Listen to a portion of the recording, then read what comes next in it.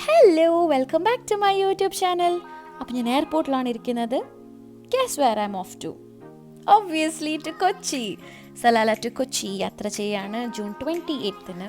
അപ്പോൾ അതാ നമ്മുടെ ചെക്കിനൊക്കെ കഴിഞ്ഞ് ഫ്ലൈറ്റിലേക്ക് കയറുകയാണ്.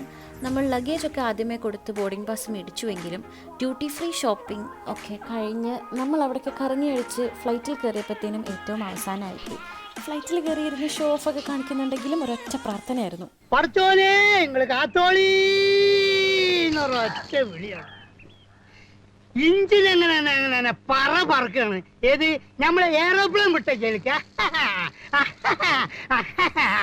പേടിച്ചെങ്കിലും അങ്ങനെ ഒരു സക്സസ്ഫുൾ ടേക്ക് ഓഫിന് ശേഷം ചുമ്മാ ഒരു ഹോട്ട് ചോക്ലേറ്റ് ഒക്കെ മേടിച്ച് കുടിക്കാന്ന് വെച്ചിട്ട് കുടിക്കുന്നു, വീഡിയോ എടുക്കുന്നു, ഷോ ഇറക്കുന്നു ആസ് യൂഷ്വൽ.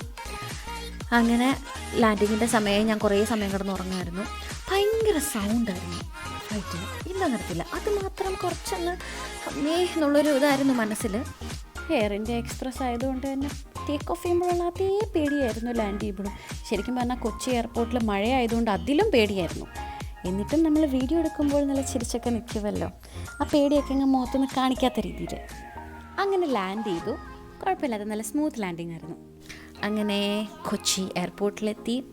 ഞങ്ങൾ 4 പേർക്കും കൂടെ 3 വലിയ പെട്ടിയായിരുന്നു ഉണ്ടായിരുന്നത്.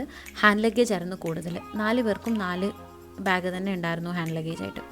അങ്ങനെ നമ്മുടെ 3 വലിയ പെട്ടികൾക്കായിട്ടുള്ള കാത്തിരിപ്പ് ഏറ്റവും ആദ്യം കൊടുത്തതുകൊണ്ട് ഏറ്റവും ലാസ്റ്റാണ് കിട്ടിയത്. കുറേ നേരത്തെ കാത്തിരിപ്പിന് ശേഷം നമ്മുടെ ലഗേജൊക്കെ കിട്ടി.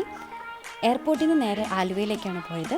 അപ്പോൾ ബാക്കി വിശേഷങ്ങൾ വരും വീഡിയോസിൽ കാണാൻ മറക്കരുത്. You have to wait and see. Till then, tata, bye bye, see you.